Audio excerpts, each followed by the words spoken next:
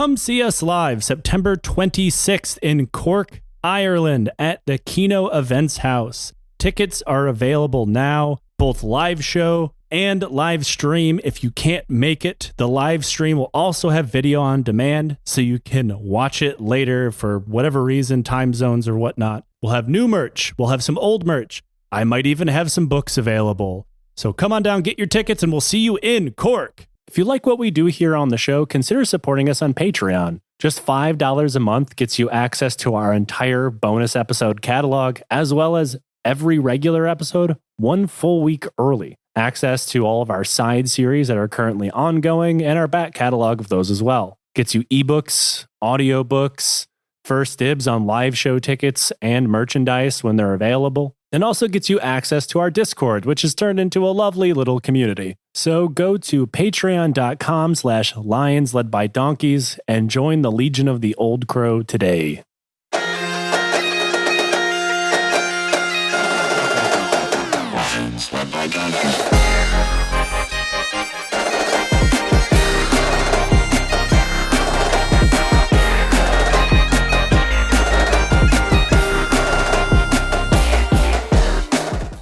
Hello, and welcome to the Lions Led by Donkeys podcast, the only military history podcast in the entire known universe. I'm Joe, and with me is Tom and Nate. Fellas, how are we doing today? I am so excited for the culmination of the World Cup after last weekend, where I should point out by the time this comes out, the World Cup will be way done and over with. So pick something else. No, I was going to tell the story about the walking in on the England fans doing coke in the bathroom. Okay, that one's good. Go ahead. Yeah, I am really excited for the culmination of the World Cup. France are playing tonight, which is going to be a good match, and then England, Argentina tomorrow. I don't know if I'm going to repeat what I experienced on Saturday night watching England versus Norway, where during the first half hydration break, there was like an accessible toilet like where I was sitting. So I was like, I'm just going to shoot in there and open the door. I just seen two guys with the fattest lines of coke on the fold down baby changing tray. And one of them just turned his head, looked at me and smiled. And then I closed the door.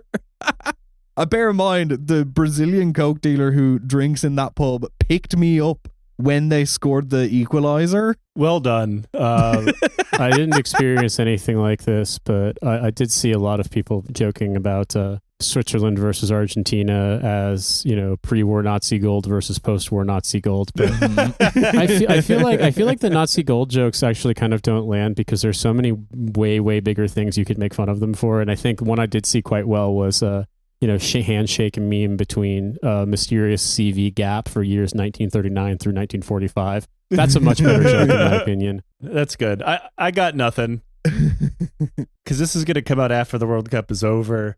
I would say something, but any team I root for is given the kiss of death. Mm-hmm. So I'm going to keep my mouth shut. For the sake of literally any fans of any of the teams listening, I'm not going to endorse any of you. I'm enjoying the people who are supporting Argentina because that's the woke option. And I'm like, I'm begging you, read anything about Argentinian history. England is bad, but so is Argentina. There's not a single side left that is the good one, because also it's FIFA. There wasn't an official free watching zone for us to watch the match in public if we wanted to here in Geneva, because France decided to fucking host the G7 in Evian, and thus Geneva had to spend its entire annual security budget doing security for the G7. And then Switzerland very surprisingly does pretty well in the World Cup, and they're like, sorry, fuck y'all. And so it's like, it's very, very somber celebration because they literally don't have any money to spend on. Yeah, regardless of the outcome of any of the matches, it's just going to be, the Patrick Star, another $50 billion for Israel. Instead, it's another $50 billion to Gianni Infantino. Yeah.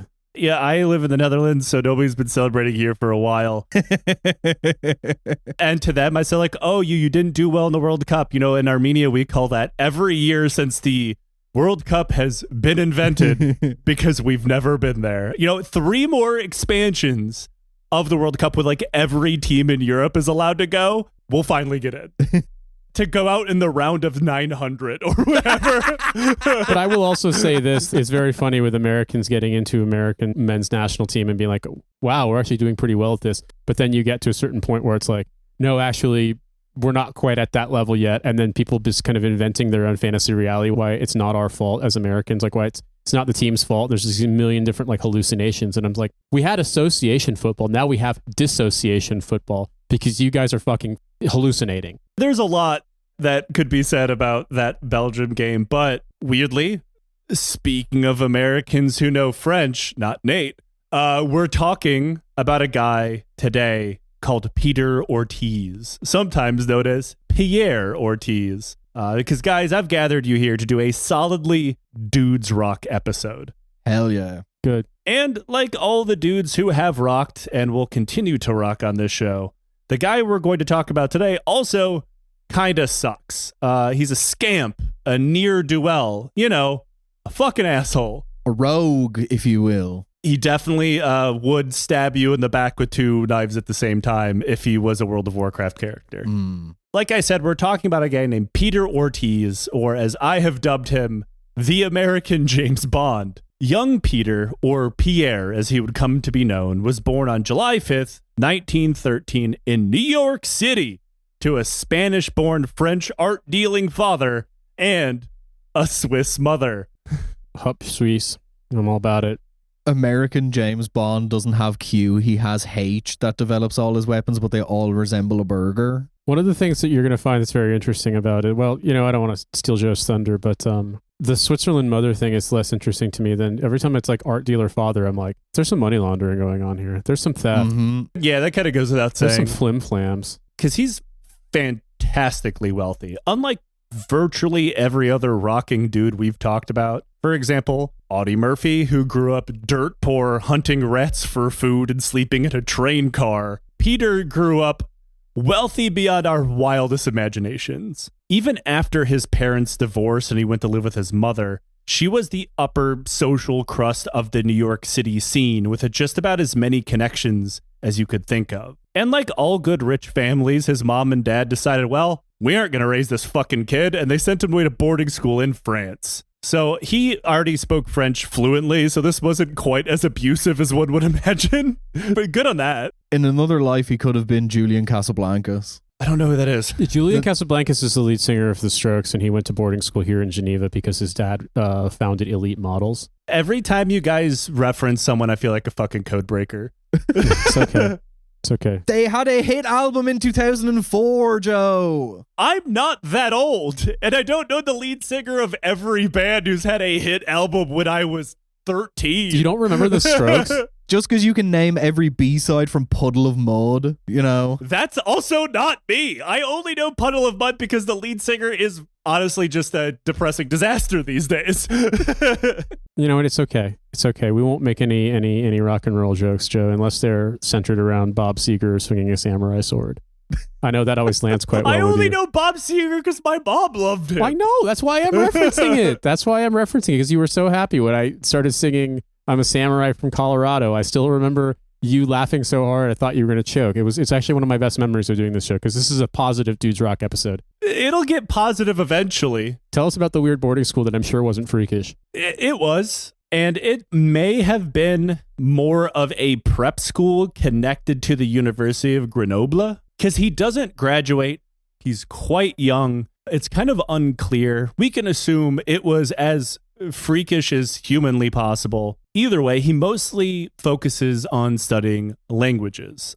He eventually becomes fluent in at least 5 of them, though some accounts put the number of languages that Peter would speak at least comfortably up to 10, but we don't know how true that is. It's funny because Grenoble is not that far from where I am right now, so now I'm sort of like, wait, is this guy going to suck so much that I can't be like, oh, I wonder, am I sort of parallel tracking with this guy? You know what I mean? But if you say that and you're like, he invents, the sort of like new slave trade on a Zeppelin or some shit like that, then I'm going to feel really bad. And much like Peter Ortiz, Nate also does work for the CIA, so. That is true. Actually, hold that thought, Tom. He does work for the CIA. It's true. Nate's been an asset for years. Periodically, people love to make this joke, and I'm like, yeah, well, I do have an MFA in creative writing, also funded by the CIA. But what I wanted to say was that if, hypothetically speaking, now in reality, not only do I not work for the U.S. government in any way, but my friends who do work for the government have to report me as a known foreign contact on their security clearance. That sounds like something a CIA asset would say, Nate. Yeah. Also, the CIA doesn't recruit from schools like Indiana University, Bloomington. Sorry. Yeah. Only the Mormons do, who then go to work for the CIA. Also, Peter never seems to graduate university, at least that we're aware of. He just like me for real. Yeah. He seemingly spends most of his time hiking, climbing mountains, riding horses, and challenging people to boxing matches at random if he thought they might be stronger than him. Now, this is where I need to point out to you guys that Peter Ortiz is an absolute brick shithouse. Fuck yeah.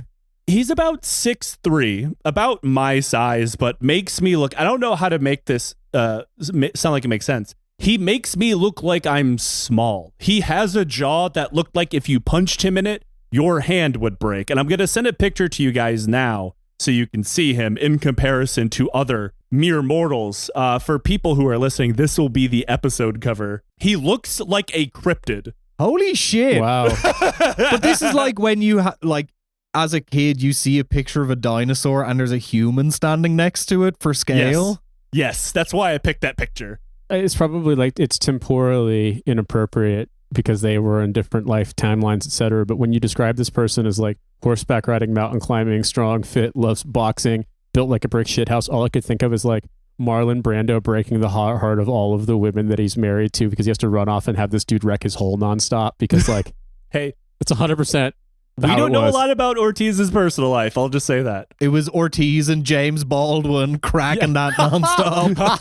We do know a bit about Marlon Brando, and I stand by my argument. If Ortiz Street could talk. Are we shipping Marlon Brando and Peter Ortiz right now? Yes. We are too old to do this, Nate. I'm not shipping a goddamn. I don't know what that means. I don't read AO3. All right, fine. I did it. Whatever. Moving on.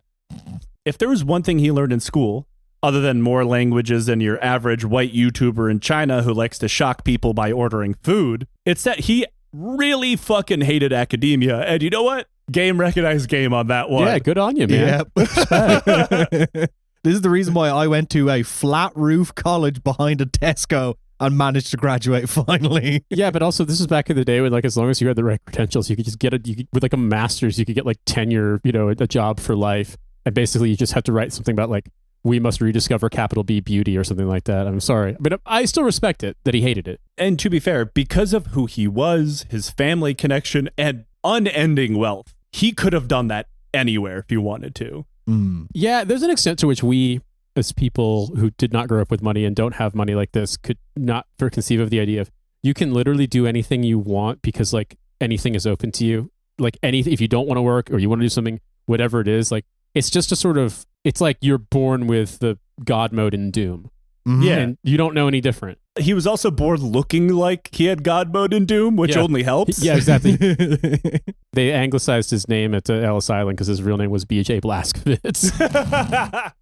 So in 1932, he decided university life was not for him. He leaves, he gets on a boat, and he ends up in Sidi Bel Abbes, Algeria, which was, of course, then part of France, Respect. but is probably best known for being the spiritual home of the French Foreign Legion. I bet the meals that man was eating went so hard it's not even funny.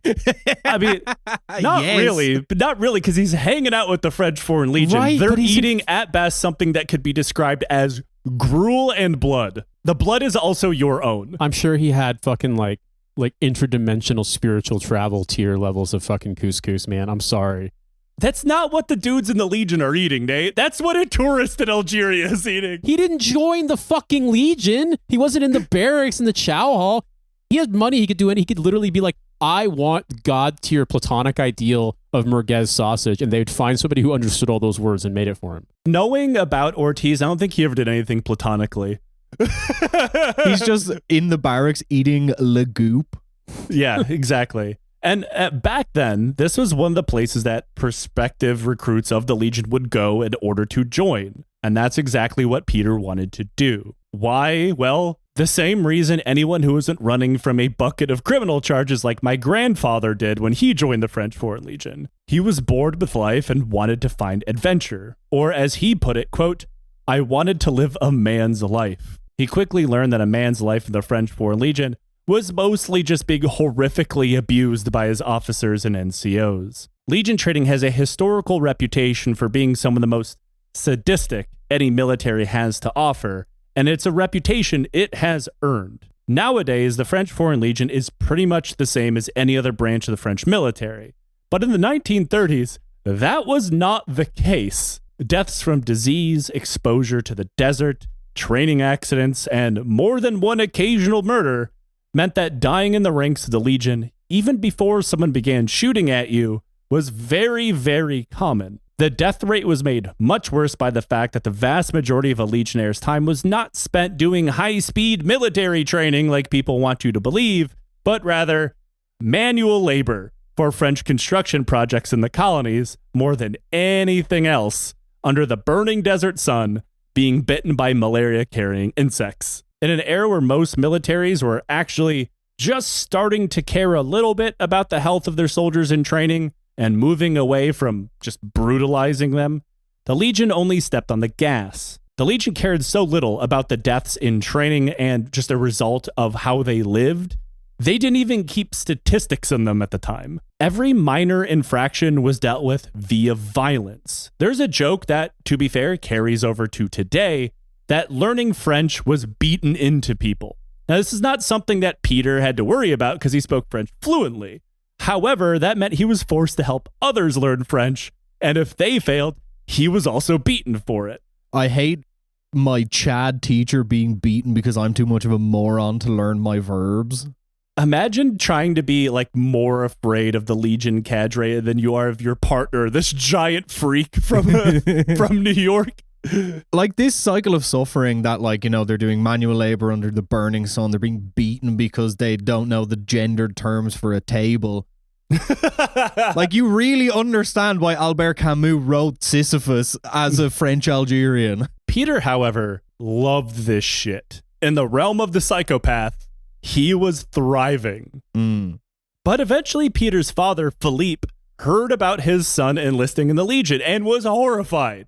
He traveled to Algeria to try to get him out of there, and he met with the Legion commander Paul Roulet, a man who, having served for 30 years in the Legion, had gotten the nickname the Father of the French Foreign Legion, mostly thanks to his general reorganization of the Legion at large and the efforts he put into chronicling their history and all-around mythos like a real-world version of Croker from Glenn Cook's The Black Company. Imagine how much of an absolute hard cunt this fella is. He's been in the Legion for 30 years and it's the mid-1930s. Yeah. And before that, he was in the regular French Army for 10. Ah, yes. This man is likely hard as nails, incredibly experienced. You really don't want to ask him his opinion about the Dreyfus affair, so on and so forth. And during the meeting between the two, Roulet asked Philippe for a chance to just show him around. And if he wasn't convinced that life in the Legion was good for his son, he would let him take him home. Now, obviously, this is not something that anybody gets in the Legion for the most part, but Philippe was rich, he had connections, and Roulet was pretty convinced he could, you know, show him that the French Foreign Legion is a force for good, for a lack of a better term. I have come to collect my large adult son. Yeah. So Philippe watched Legion training. He observed Legionnaires as they did backbreaking labor on road projects and walked away from it thinking, man, the French Foreign Legion fucking rocks. Monsieur, we have invented something it's called le wokism. So in fact, we are making the colonies more woke. They are building roads to import more genders. I fucking hate you. In the end, ah, bon oui, c'est magnifique, le wokisme. You see, because of the wokism, we are building a world where your lover that you take outside of your marriage can be any gender at all. In fact, we are saying that it is possible to be a gender just so long as you commit to adultery. Commit to adultery and French Algeria. That's what the A in agender stands for in France. Algeria. And that was the other thing they had to convince him of, is like the Algerian French project and therefore the Foreign Legion, because at the time the two were seen as inseparable, was worth doing. I mean, that's the reason why the Legion would eventually rebel and try to kill Charles de Gaulle, and a long enough timeline ends with me being born in Detroit, because like Algeria was seen as inseparable, as like the soul of the Legion, and that is more what he sold them on than, actually, you should let us just beat the dog shit out of your kid. Well, but also the thing is Algeria was to France basically what I mean, like a stronger affinity and connection and like sort of notion of integrality as like America and Alaska's relationship. Like imagine if America had made Alaska a state in 1848 and had a much larger population of both indigenous people and also a much larger population of people who had moved there.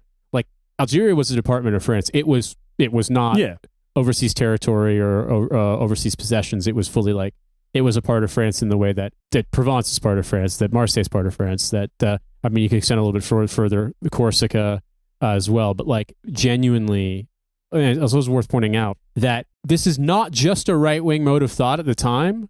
There's a kind of like secular, atheist, nationalist French notion of this, but also that Algeria is France, but is at the time and certainly becomes a much more intensely right-wing thing. Like deeply, deeply, deeply right-wing. There is a joke, but it's also true, that since so many Pieds Noirs, ethnic French people who were born in Algeria and left either in the run-up to or after independence, settled in the southeast coast of France in Provence, Côte d'Azur, that area. They're like, oh yeah, and that's why it's like the most fascist part of France.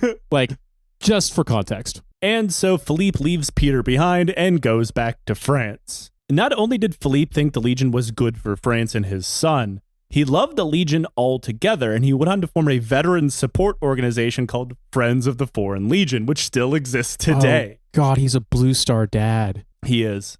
On papa d'étoile bleue. And by all accounts, Peter was trudging through miles of desert, sucking shit and filth and disease, and of course, engaging in a horrible colonial war next door during the Rif War, when France went to aid Spain. And this war is probably best known for birthing the Spanish Africanista movement of generals, which includes one Francisco Franco. Now, obviously, none of the things written about Peter, who is now going by his Legion name Pierre, really goes into the almost certain war crimes that he would engage in, or at minimum knew about and watched. But the Rif War was a conflict framed by ruthless scorched earth tactics employed by both the French and the Spanish, as well as the deployment of chemical weapons like phosgene and mustard gas. See, I was going to say, I thought the Rif War was when me and Nate tried to make a joke at the same time during a recording. It's almost as bad. Yeah. But whatever Peter was doing, just know he was very, very good at it. He was promoted to be the youngest sergeant in Legion history, at least in modern history. The earlier histories are not quite kept very accurately. It's kind of hard to tell, but it is what it is. He also became a paratrooper, and in 1937, he finished his contract with the French Foreign Legion. For people who don't know, the standard Legion contract is 5 years. After 3 years of good behavior and good service, good behavior in the Legion is quite a fungible term, but a legionnaire can apply for French citizenship, but it's never guaranteed, nor is it given to you after finishing your contract. You can apply. You can also, like my grandfather did, apply for citizenship at any time during your contract if you get wounded through a policy known as French by spilt blood. And I know how evil all of this sounds, but that term, it slaps. Yeah, it really speaks to like the French language tendency for poetics. Yeah. And this is also something Peter qualified for, because he had gotten wounded twice during the Rif War and collected just as many war crosses for valor in the process. But he never applied for French citizenship. He seemingly did not give a single shit about it. He was such a standout psycho that he was offered citizenship outright by the government without applying. Getting injured during the Rif War is when it goes too far and you hurt his feelings. He was also offered a ticket to Officers Academy to continue service in the Legion as a commissioned officer. And the modern era of the Legion is a little different, but back then, virtually every officer within Legion ranks were French-born officers in the regular army, seconded to the Legion. A very small number were foreign-born men who rose through the ranks, got their citizenship, and then entered Officers' Academy, though this would change during World War II through sheer practicality. But Peter was offered citizenship by the French and offered Officers' Academy. He said no and immediately fucked off back to the US, and then moved to California to live with his mom. From there, he had no real idea of where to take his life. I mean, remember, he didn't finish university. He speaks so many languages, you'd assume, like, if he was alive today, he'd be shilling some useless AI-powered language app or something like that. But he gets a sweet gig as a technical advisor on the set of Hollywood war films. Because it's before World War II. I mean, he's a subject matter expert. There's not a lot of Americans that have his experience. I feel like it's going to be into Hollywood. He's going to meet a strange guy in a bar, and he's going to end up working with an organization that begins with O and ends in S. Part of that is correct, but not yet. Okay. He keeps this job for a few years, and then in 1939, World War II kicks off. The second the shooting starts, Peter's on the first ship back to North Africa to rejoin the Legion. But this journey gets a little bit harder because the ship he is on is torpedoed, it sinks, and he's pulled from the water as one of its only survivors by a French destroyer. He's so fucking big he could be shot as a torpedo. Like, load him into the ballast and fire that fucker. Oh, 9, they're firing Pierres at us.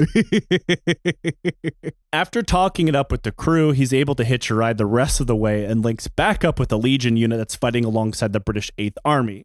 At that point, he's given an immediate battlefield commission to lieutenant, which was hardly surprising because at that point, due to all the losses and the chaos of the general war at large, he was already working as a lieutenant anyway. One day in 1940, his unit was ordered to retreat.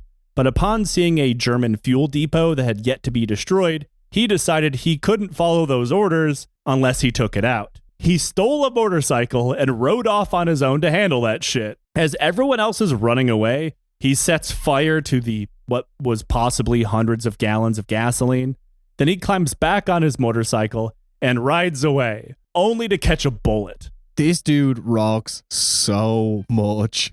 The bullet enters his back, bounces off his hip bone, glances upward, hits his spine, and then flies out of his stomach. Jesus. But Peter doesn't die. Instead, he's still at his motorcycle and just tries to gun it back to French lines until he blacks out from blood loss and the Nazis capture him. The Nazis capturing a guy who looks like this is footage from like a bunch of rednecks acting like they captured Bigfoot.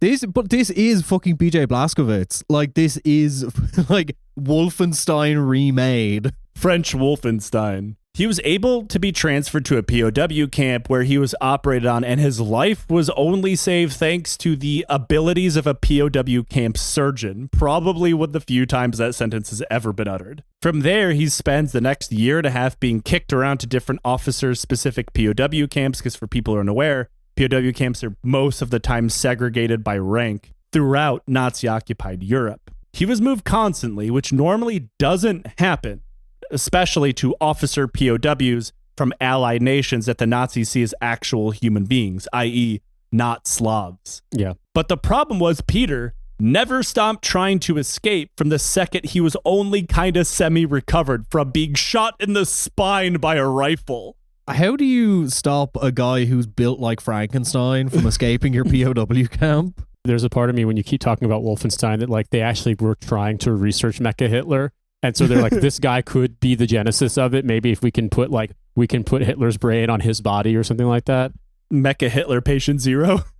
He attempted to escape no fewer than 5 times until he finally got away while being held in Germany in October of 1941. From there, he smuggled himself into France where he could blend in a bit. At least anybody his size can blend in anywhere. And laid low at his dad's house for a little while. He debated joining the French resistance or smuggling himself further away to join the Free French forces. But the problem was he had been living in POW camps for a year and a half, constantly trying to get away, and as a result, getting his ass kicked. That meant he never fully recovered from his wounds and resulting surgery. So following his father's suggestion, he decided to get back to the United States. So using the French underground and a series of safe houses, he was able to get over the border into Spain, which, despite being fascist, were technically neutral in the war. Then he crossed into Portugal, got in a boat, and made it all the way back to California, just in time for the attacks in Pearl Harbor in December of 1941. So one of the first stops he had to make when he went back to the U.S. was to American government office to be debriefed owing to his foreign service with the French and then his time as a POW. And at that point, he submitted paperwork to immediately be commissioned as an officer in the U.S. Army, which, commission this guy, right? But the government just kind of ghosted him. They didn't want the bourgeois Terminator, on the front lines.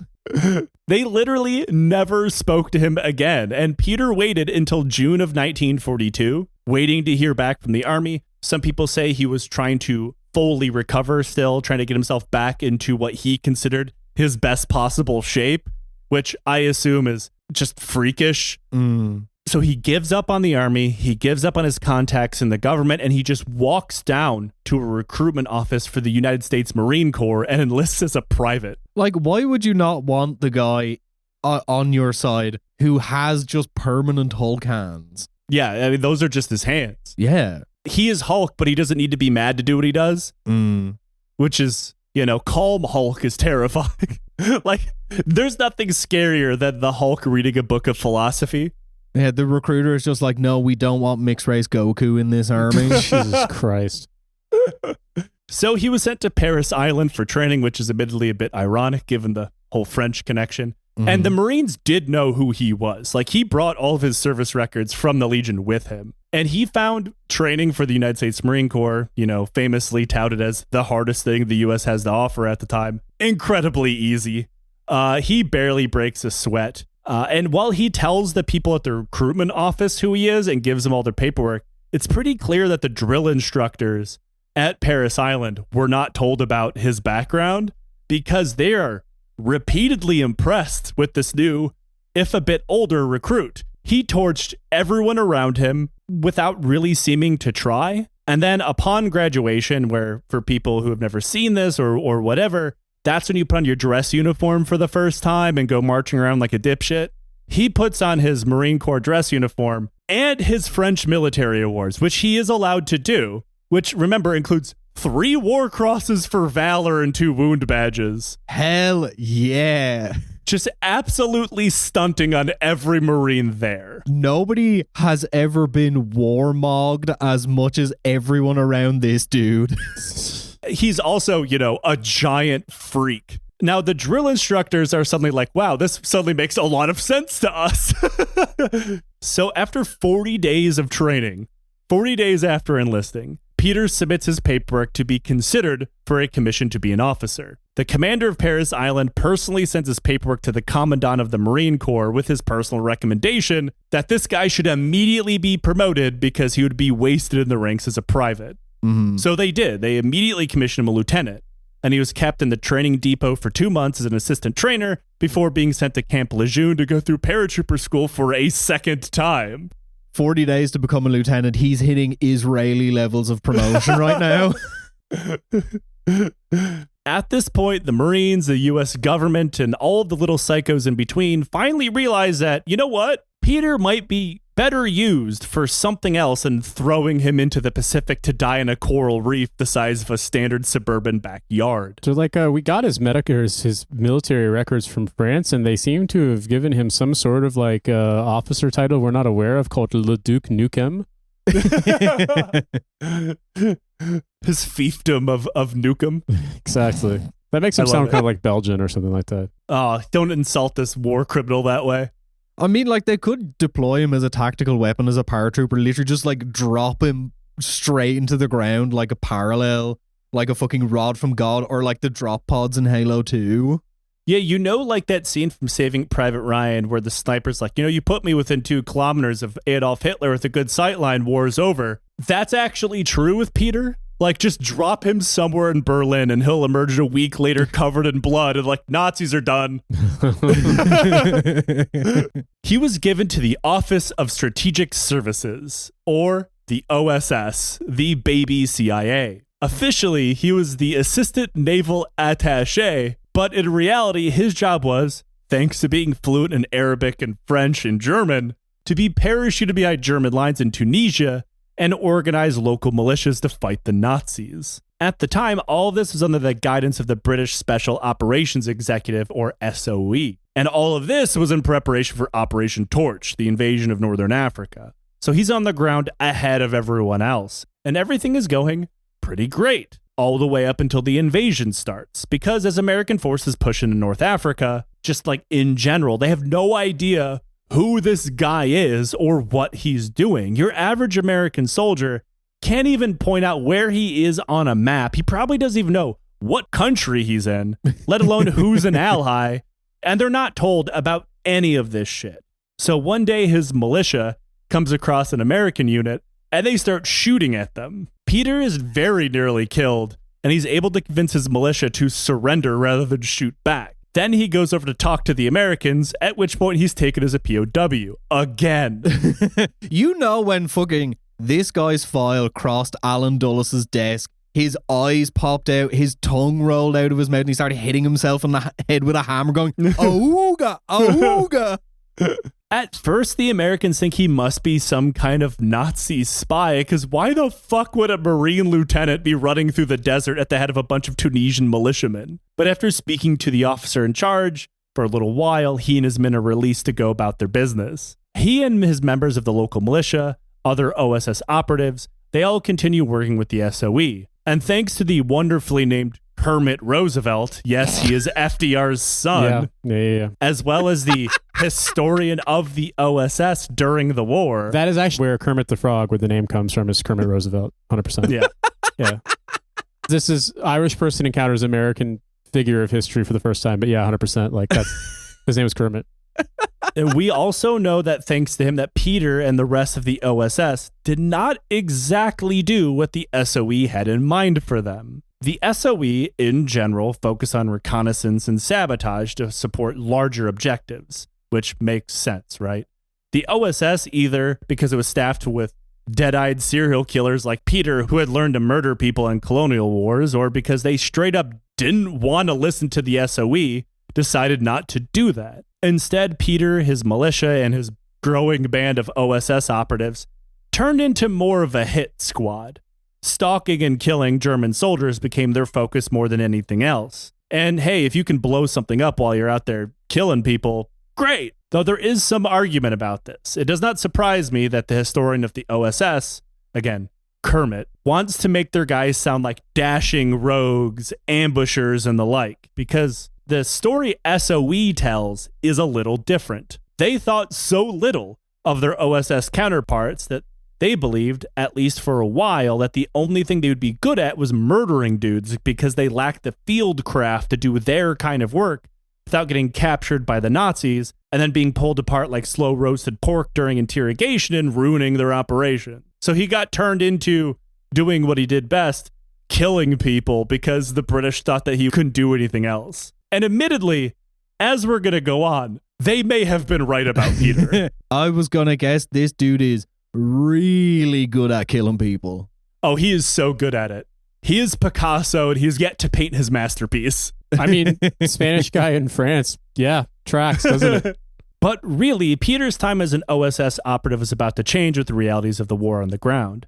For example, the Battle of Kasserine Pass. So we'll eventually go into this in depth at some point in the future. We're not going to go into it here, but to make a long story short, the Battle of Kasserine Pass erupts in February of 1943 and begins with a legendary ass-kicking on the U.S. Army. They get their ass kicked for 50 miles, and really this only stops when the British come and save them, and together they're able to stop from being completely rolled over by the Nazis and their Italian allies. General Omar Bradley calls it easily the worst performance in U.S. Army history, asterisks, up to that point. But Peter's running around in the middle of all of this, just kind of picking up side quests as he goes. He fights with the British, he fights the Americans, he runs into elements of the Free French forces, of which there are a lot of Legion units, one of which happens to be commanded by an old friend of his, so he just joins them too, and somehow he manages to survive all of this without any more speed holes being punched in him. But that luck is about to run out in March, because while operating around the Matleg Pass region, in support of the British, he went on a reconnaissance patrol by himself to find some German tanks, as one does. It's nighttime. It's been raining for 3 days straight, so this forces him to slog through knee-deep mud. And this is enough for him to say, you know what? This might not be such a good idea to do on my own, so he turns around to head back towards camp. And then he gets walked up by a machine gun position. Ah. One bullet shatters his hand and the other hits him in the leg. He falls into the mud, and it's only then that he sees that the German position that just lit him up is only 30 meters away. Down to one working hand and leg, he crawls through the slop and begins spamming grenades at them like some kind of shithead in Call of Duty who is definitely hacking because he killed me one too many times. He's doing one-man army MW2 tactics. Yes. He's swapping out his loadout to reload. The Germans watching him switch through 8 weapons all at once. Like, what in the fuck? Where is he keeping all of these? Like, up until this point, this man is doing the equivalent of, like, running through a battlefield saying, like, Dracula flow quotes in French. And now I'm going to single-handedly grenade this position with one arm and one leg. And he does. He destroys the position. He kills a few of them and sends the rest running. Then he turns around and crawls all the way back to his base to the rest of the team they had left behind, who then carry him to a surgeon. Once again, he's sent back to the United States to recover. He's awarded a Purple Heart for his wounds, which I assume he just kind of chucked into a desk drawer somewhere off with all of the other awards he's gotten for being shot at this point. Mm-hmm. And he's promoted to captain. Once there, he begins writing his report about what happened, because if there's one thing everyone wants to do while recovering from multiple bullet wounds, it's doing government paperwork. You'd be really annoyed if they shot the hand you write with as well. But this guy's so cool, he'd probably be like, yeah, I'm ambidextrous as well. You could shoot me in both of my hands. I'll write verse with my mouth, bitch. He's writing his reports with his feet like he's Christy Brown in My Left Foot. His report is eventually sent to William Donovan, the commander of the OSS, who wrote in response simply, quote, "Very interesting. Please re-employ as soon as possible." And they did. All right. After recovering, Peter was ordered to report to the Congressional Country Club in Washington, D.C. And if that sounds funny, it should, because this place is exactly what it sounds like. This is probably of its time, but I did not realize there was such a thing as the Congressional Country Club. It doesn't quite exist as it used to, but yeah, it was around for a long time. It was a golf course and country club that was kind of going under, but then had been taken over by the OSS during the war. Right, okay. Why, you ask? For training. And if you're picturing a bunch of psycho killers and saboteurs tearing ass through a golf course and blowing shit up, that's exactly what happened. By the end of the war, so much damage had been done to the country club that the government had to pay them enough money in reimbursement that allowed the club to be completely rebuilt from the ground up. Fucking Peter Ortiz is just on like the tee for the third fucking hole hitting grenades with a driver. I just love the idea. I mean, there's a part of me that thinks like that would be so cool if you weren't working for a bunch of right-wing psychos.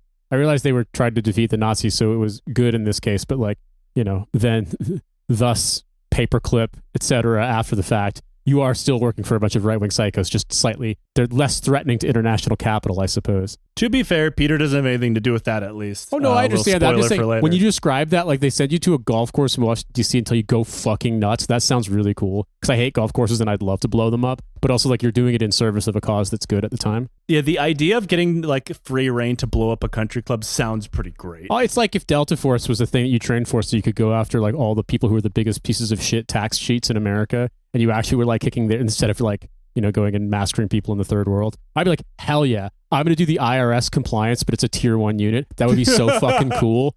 The tier 1 unit blowing up the local vape shop.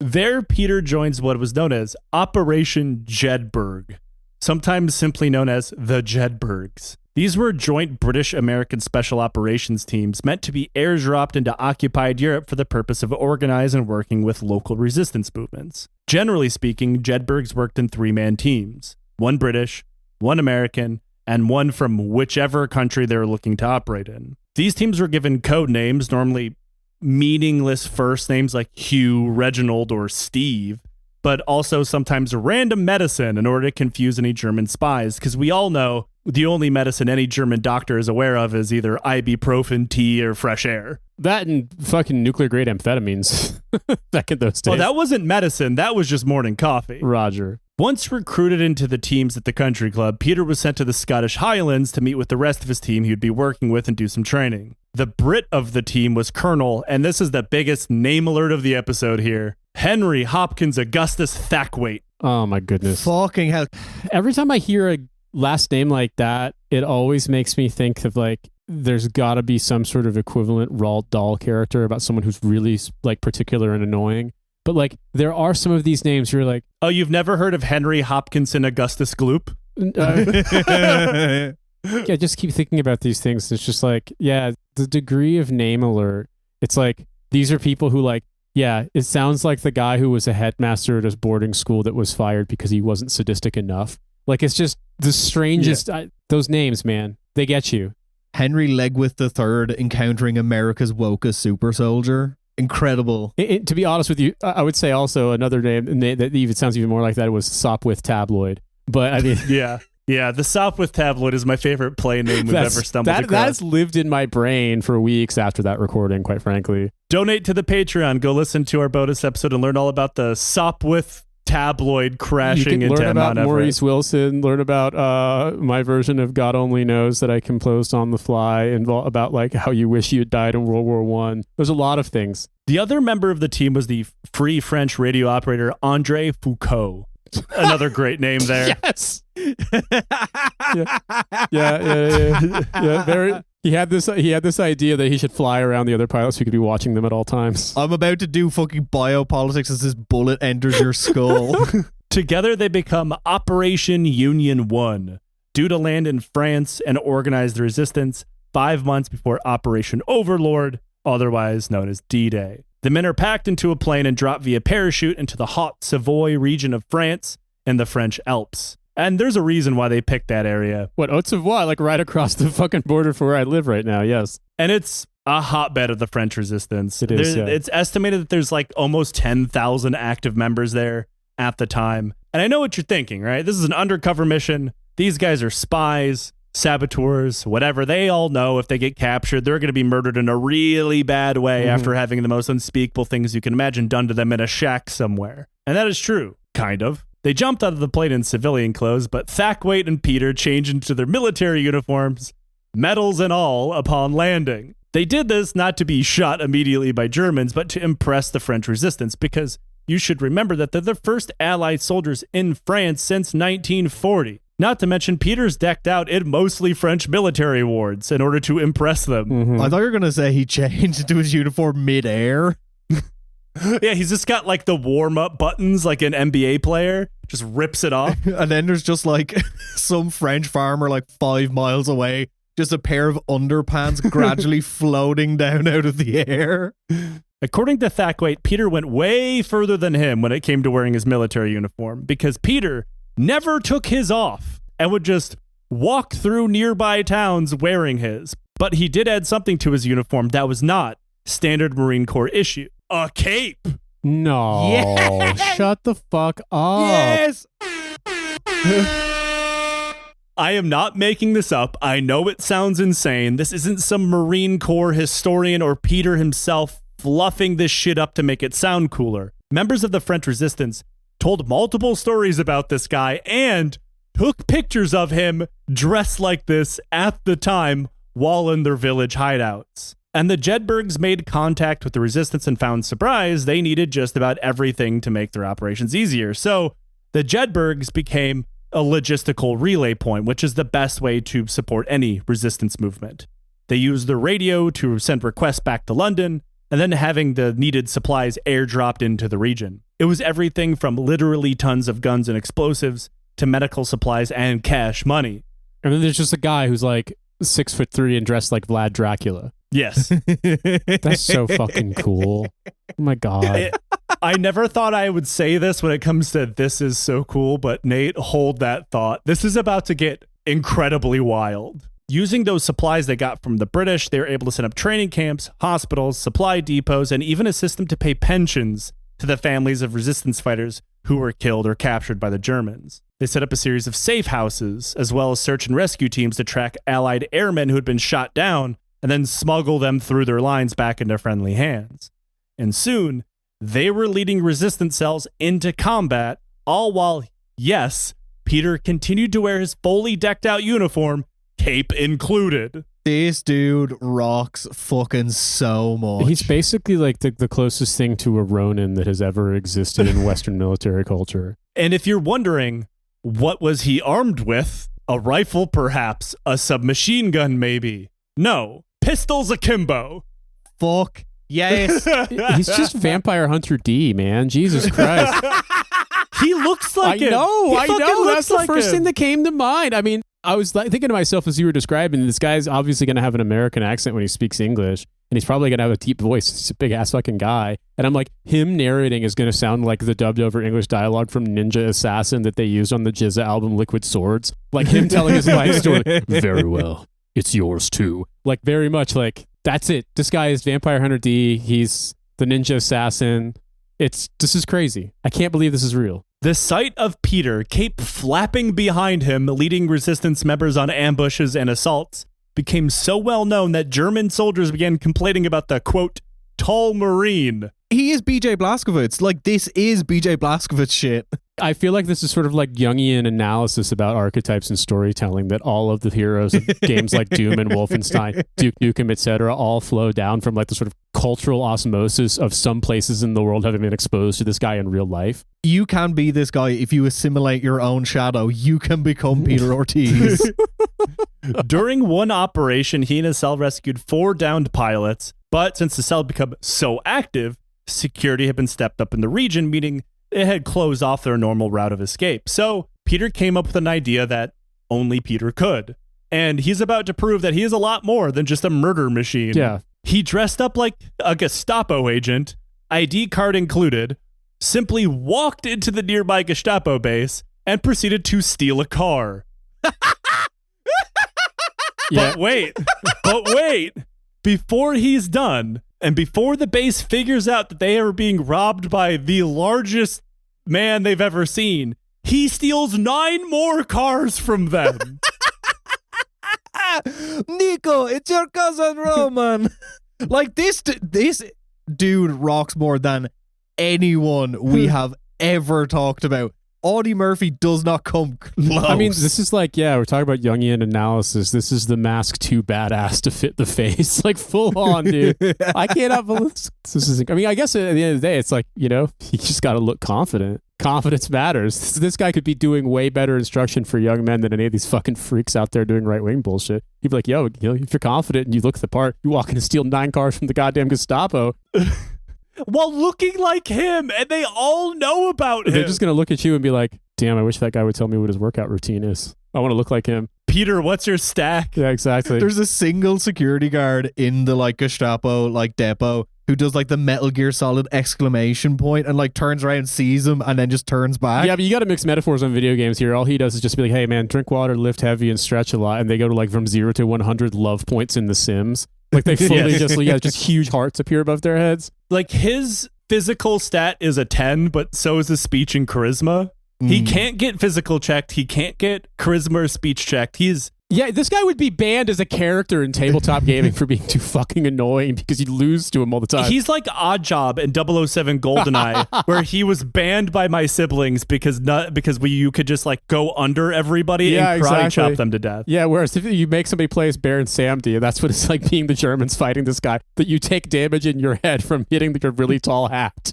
This guy is living in existence of when you're like playing an RPG and you're on like New Game Plus 5 and you just have maxed out stats and you're steamrolling every boss. The stats just keep carrying over, yeah. That implies that all of his time in the French military was just XP grinding in preparation for this. Yeah. I mean, World War II is kind of New Game Plus for someone who's in the military before World War II.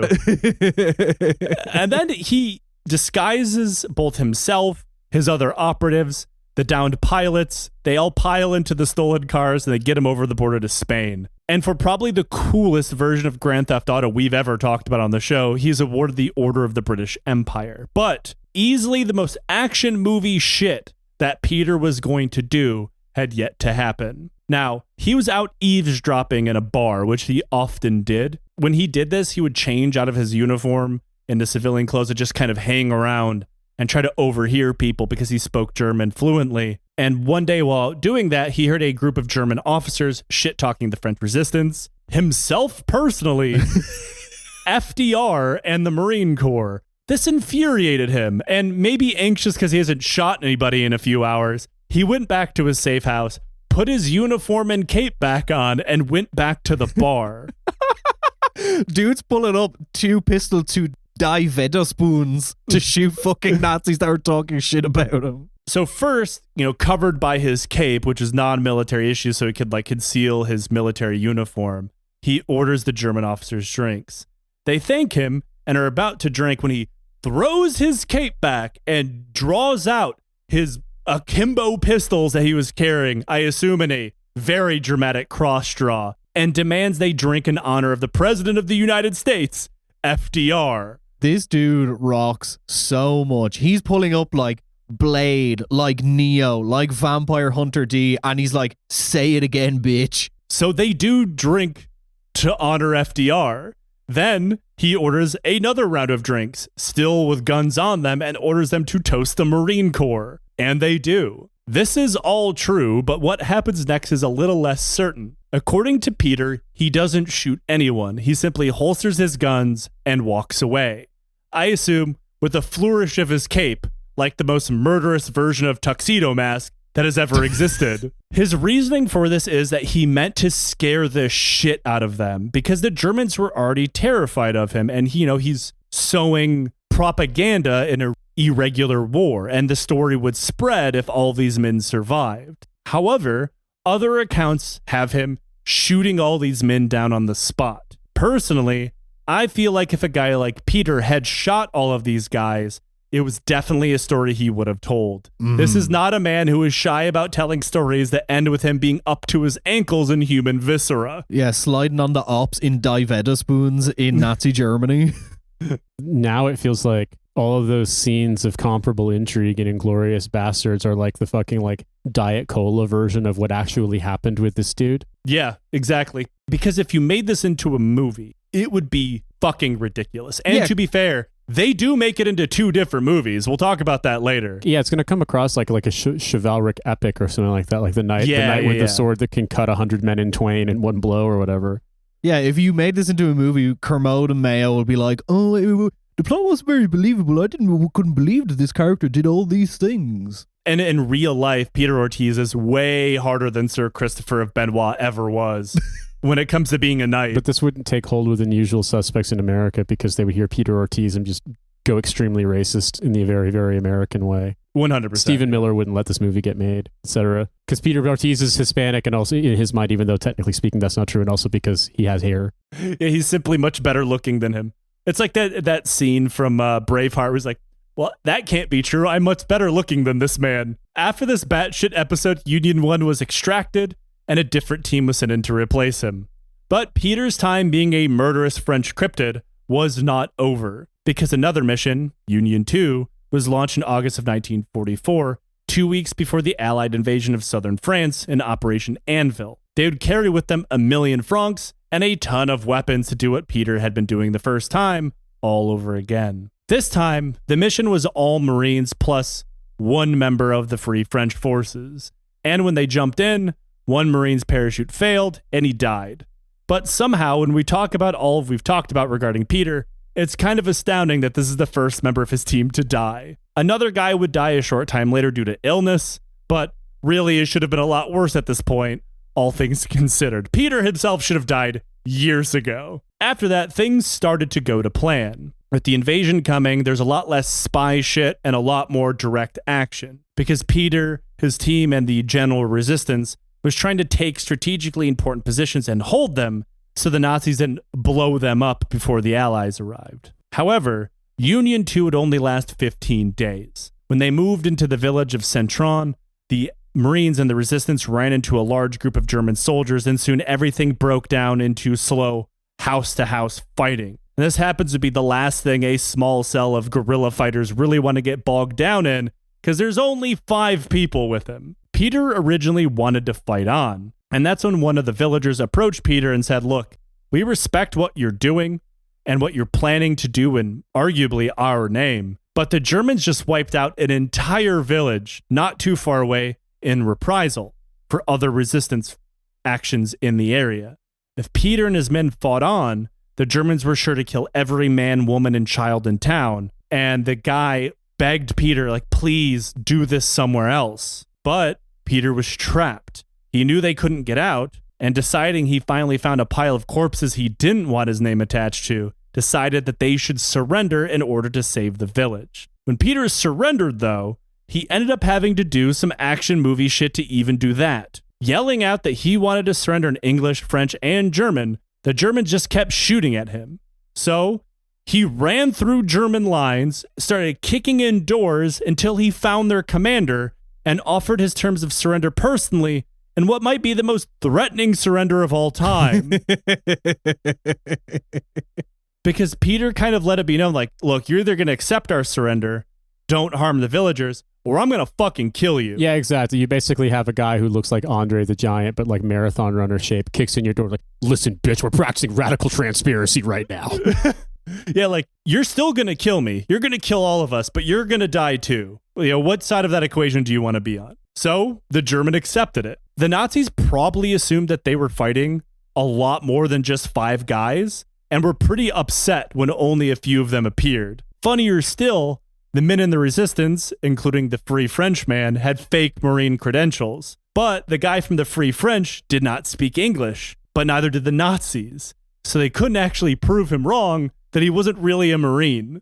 This means that they would, because if they're going to be captured as American combatants, that's different than being captured as French resistance members in the sense of being put in a POW camp versus summarily executed. Yeah, being horribly murdered. And to be fair, that's still a very good chance anyway, because they were operating out of military uniform. They fell under the commando order. They almost certainly would have been executed, but just for some reason, they weren't. But 2 of the Marines, Sergeant Brunner and Gunnery Sergeant LaSalle, weren't actually near Peter when he surrendered, and figuring the Nazis would just kill them all, took off running. They managed to get away, with Brunner sneaking his way back to the invading troops and linking up with them, and LaSalle finding a different French resistance group and getting smuggled through Spain, through Portugal, and back into England. But Peter was taken POW for arguably the 3rd time.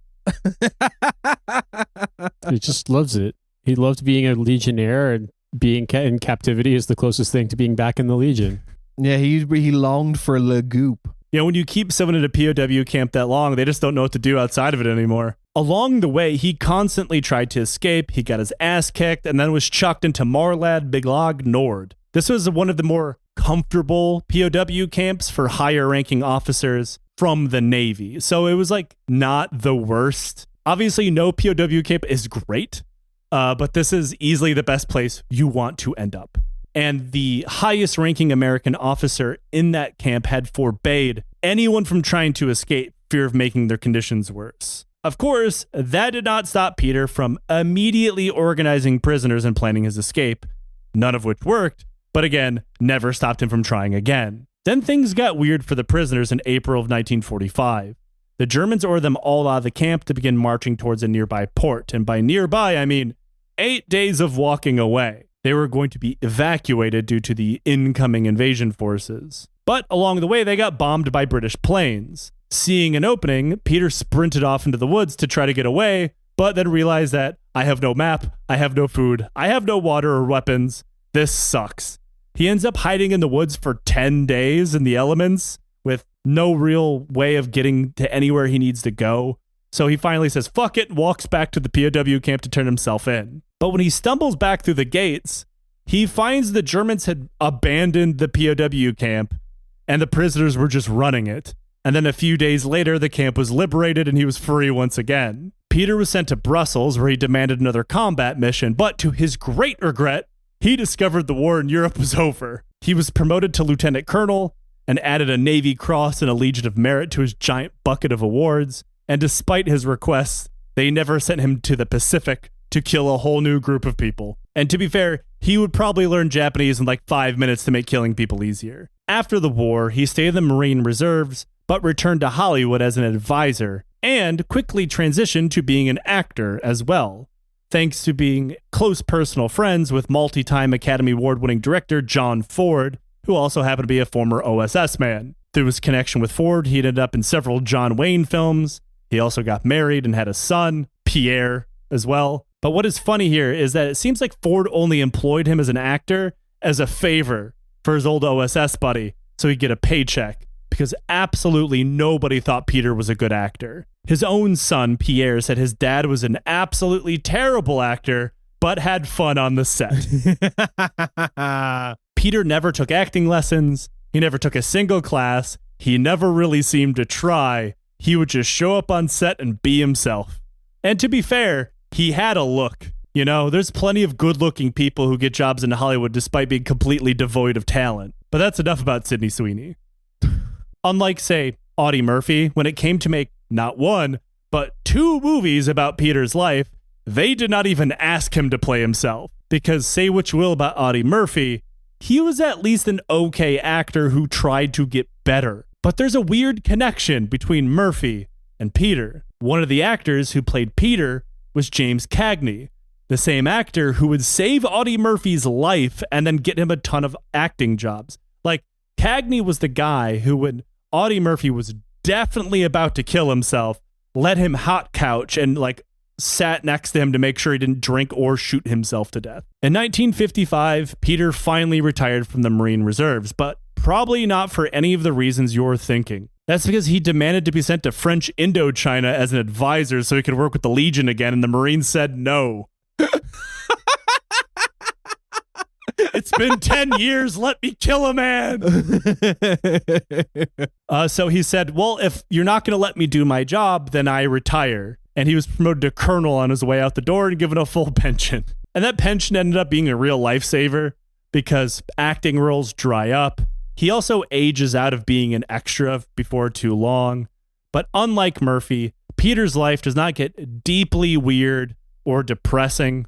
He doesn't crawl into a bottle or, from what I understand, abuse the people around him. Instead, the worst thing he does is move to Arizona, which is an unforgivable sin, but we're willing to give him a pass. He's running around. He's making his own medals all out of turquoise and silver. Just once again, having spent some time in Arizona, food also slaps out there. Maybe this man is food motivated. Maybe that's really what it is deep down. Yeah, that's why he loves the Legion so much. He loves food that is mushy and tasteless. He should have moved to, England. He lived there until 1988, until cancer finally did what nobody else could do and killed him. His funeral was overseen by the world's most confusing honor guard of Americans, British, French, and Germans, and he was buried in his Marine uniform, probably stacked so high with awards they had to stomp down on the top of it to get the clothes like I do whenever I can insist I can totally make EasyJet's overhead bag requirements. I mean, I like the idea the Germans were included in this. You'd be like, well, bygones be bygones. He did whoop the shit out of us. Credit where it's due. Game, respect, game. Yeah, we respect your body count. Peter Ortiz had so many awards, it's kind of pointless to list them all, but probably the coolest that he got was the French town of Centron honored him by renaming a street after him as a thank you for surrendering and saving their lives. Or as they put it, quote, saving the town's entire people. The end. This dude fucking rocks. Yeah, there's something kind of like somewhere between anime hero and creation of the film industry in America doing the sort of paladin of the Wild West kind of thing that can only exist in fiction, and yet this is documented fact. Yeah, it's I wouldn't have believed all the cape shit if the Resistance hadn't taken multiple pictures of him wearing it while in action. The man had a flair for the dramatic, which to be expected from a guy who spent a lot of time studying drama and whatnot, but he also understood the importance of propaganda while murdering more people than we can possibly comprehend. If it really wasn't for the whole Rift War thing, I'd feel a whole lot more comfortable with him as a person, but that's where those people come from, He went in search of adventure. He was good at being a soldier. He was good at killing people. The things that he was directed towards when he was in the Legion are unambiguously immoral. That's also how this came about. It sucks because, the cool side is wow, this dude, it's both putting on the show and also being able to walk the walk. Like that's really amazing. But yeah, as you said, how did he? There's a non-zero chance that he crossed paths with my grandfather. Yeah. I mean, shit, that's and incredible. We could see how those two roads differ in the future. But he's definitely on our Mount Rushmore of dudes rocking. Like, I feel comfortable saying that. Our Mount Rushmore has way more heads than the normal one, which is fine because we didn't have to steal a mountain to do it. It's in our head. You could just rotate it in your mind because that's the only place it exists. We just made a sculpture instead of stealing a Native American holy site. Yeah, at least until we get enough money to steal a mountain from someone. I feel like we could steal a mountain from the Swiss and everybody would be fine with it. They have enough to go around. Got a lot of mountains here. I don't know. Yeah. It's really expensive. Maybe I could buy one in Armenia. We have a lot of mountains and I'm Armenian. It doesn't technically count as colonialism. Yeah, well, at the end of the day, it's like you can make it in Switzerland, but the mountain has to be closed on Sunday for some reason. But fellas, that's a podcast. We do a thing on this podcast called Question from the Legion. If you'd like to ask us a question from the Legion, support the show on Patreon. This is a completely independent show. We have no sponsors, no investors, nothing like that. You make the show possible. $5 a month gets you almost a decade of bonus content, gets you every regular episode early. It gets you access to our Discord, which is a lovely little community. It gets you ebooks, audiobooks, first dibs on live show tickets and merch. And speaking of live shows, we have a live show coming up on September 26th in Cork, Ireland. Tickets are available now, both in person and live stream. Make sure you get the right ones. Click the right link. All the links will be in the show notes. We'll have new merch. We'll have some old merch there. I'll have some books. Come on down. It's going to be a good show. Our first show in Ireland, so let's have a good time. But today's question from the Legion is your favorite family pet growing up and why? I have a very easy one here. Okay, for anybody who's listened to the show for any length of time, probably knows I did not have the greatest childhood on earth. But my mom, I say my mom and not my mom and dad because he didn't really have anything to do with the house. But my mom had a golden retriever named Kelly that whenever anything went crazy in the house, Kelly would like just sit on top of me, kind of like a untrained therapy dog. And when I was really small, I couldn't walk quite yet. And I would like grab onto her like fur and she would walk away probably, because there's a small child grabbing onto her. And she would pull me upright to my feet and I would like chase after her. So in essence, I was raised by a golden retriever and that does kind of make sense in retrospect. Wonderful dog. Absolutely wonderful. Saved me from being significantly more damaged than I already am. Shouts out, Kelly. Do I have to include, because I had dogs and I have funny dog stories, but I actually have one that I can say is a neighbor dog that I'll count neighbor dog. Yeah, so one for me, and then as a little kid, basically I just my parents' friends, our neighbors in Kent in Washington where I was born, had a Alaskan Malamute named Pumpkin, and Pumpkin was very, very, very, very patient with me as a toddler and was still alive when I was 4 when I visited again. And so basically they were like, okay, Pumpkin, I know you normally have your routine and your privacy, but this child basically wants to just hang off you nonstop, and she was completely fine with it. But I would also say, in a similar vein, when I lived in New Mexico, we had my friend's family were LDS, they were the Mormons, and they had a number of kids, and their youngest kid was probably about 18 months old when we first moved there, when I was about almost 9. And it was a little boy, his name was Gregory, and so like when I was probably about 10 or 11, Gregory would have been under 3 still. And one time I was out riding my bike, and I saw Gregory out, and he had wandered off because, New Mexico, very rural, middle of nowhere area, but there were roads and cars and stuff, and it would have been dangerous. And Nana, their dog, who was like kind of like a big, kind of like chow mutt mix, had followed him and basically kept getting in front of him to stop him from getting across the street. And I saw him and I was like, Gregory, you need to go home. And I was like, hold Nana's collar. And I watched and I was trying to walk him back because I had my bike. I was going to see a friend. And I watched and I realized it's okay. Nana is going to walk this toddler back to the house and keep him safe instead of letting him cross the road. And it's just sort of like, I know dogs can't actually communicate like fully the way that we communicate, but seeing that even at like 10 or 11, I was like, that's a really good dog. So that's my a good story. Dog. Yeah, I'm going to talk about a bad dog. I had this big fat chocolate lab called Phil when I was growing up, and a really, really nice dog, and I love him. I haven't had a dog since, but we had to put him on a special diet because he got so fat. So it was like giving him the special food and everything and like bringing him for walks. And they hate he- the special food, man. They fucking hate it. Oh, but the problem was he wasn't losing any weight. And we're like, what the fuck is going on? And simultaneously, my ma, we used to get milk delivered to the house, like just left on the wall out the front garden because like we grew up in the middle of nowhere.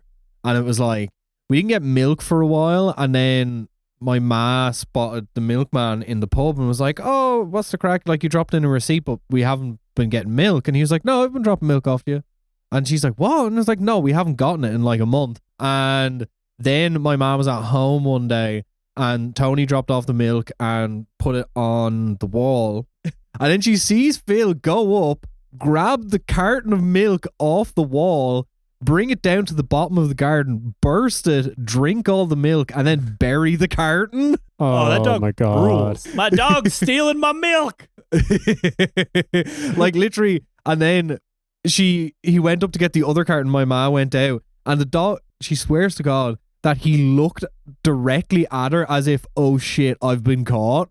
Yeah, for sure. Like, oh God, they're onto my milk scheme. Shit. And like, he had gotten with Chocolate Labs, there's a point where they get so fat they start to look like a bear. Yes. Yeah. And yeah, he was in like that stage, stealing cartons of milk, drinking them, and then hiding the evidence. I love this dog. Fellas, that's a podcast. Everyone, thank you for listening. Like I said, consider supporting us on Patreon. Leave us a review on wherever you listen to podcasts. It helps us immensely. Speaking of reviews, my book, The Highlands Burn, is out and available. You can catch the links in the show notes. Leave it a review on wherever it is you look up books. That helps a ton. But you host other podcasts. What are those podcasts? Listen to Trash Future, a podcast about the tech industry being bad and British politics being even worse. Also listen to Kill James Bond, a feminist film podcast. Also listen to Second Homes, my band. Our debut album, Find a Way to Hate It, is available everywhere you can find music. But if you like it, you can actually buy it on Bandcamp and we'll actually get money, unlike streaming. Thank you. Beneath Skin, show about the history of everything told through the history of tattoos. Bloodwork, a show about the economy of violence. And also in September, date to be confirmed, I am having a exhibition of my photography. I will say the details once the location and date is confirmed. Thank you, everyone. And until next time, cover yourself in a cape and threaten Nazis at gunpoint.